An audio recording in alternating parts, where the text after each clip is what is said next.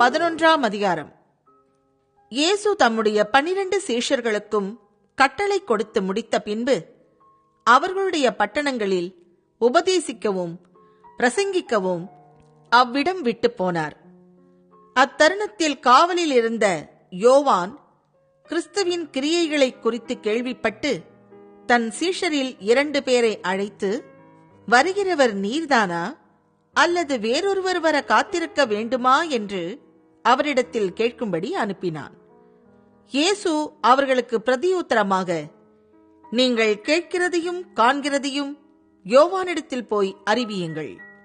குருடர் பார்வை அடைகிறார்கள், சப்பாணிகள் நடக்கிறார்கள், குஷ்டரோகிகள் சுத்தமாகிறார்கள், செவிடர் கேட்கிறார்கள், மரித்தோர் எழுந்திருக்கிறார்கள், தரித்திரருக்கு சுவிசேஷம் பிரசங்கிக்கப்படுகிறது. என்னிடத்தில் இடரலடையாதிருக்கிறவன் எவனோ அவன் பாக்கியவான் என்றார். அவர்கள் போன பின்பு இயேசு யோவானை குறித்து ஜனங்களுக்கு சொன்னது என்னவென்றால், எதை பார்க்க வனாந்திரத்திற்கு போனீர்கள்? காற்றினால் அசையும் நாணலையோ? அல்லவென்றால் எதை பார்க்க போனீர்கள்? மெல்லிய வஸ்திரம் தரித்த மனுஷனையோ? மெல்லிய வஸ்திரம் தரித்திருக்கிறவர்கள் அரசர் மாளிகைகளில் இருக்கிறார்கள். அல்லவென்றால் எதை பார்க்க போனீர்கள்?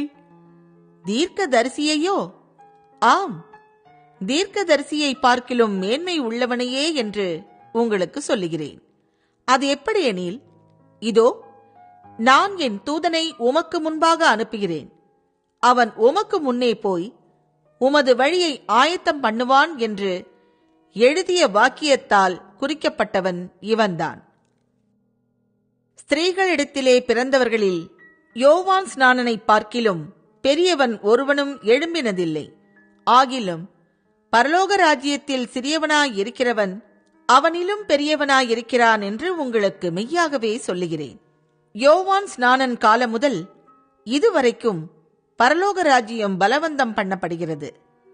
பலவந்தம் பண்ணுகிறவர்கள் அதை பிடித்துக் கொள்ளுகிறார்கள். நியாயப்பிரமாணமும் தீர்க்கதரிசிகள் யாவரும் யோவான் வரைக்கும் தீர்க்க தரிசனம் உரைத்ததுண்டு. நீங்கள் ஏற்றுக்கொள்ள மனதாயிருந்தால் வருகிறவனாகிய ஏலியா இவன்தான். கேட்கிறதற்கு காதுள்ளவன் கேட்கக் கடவன்.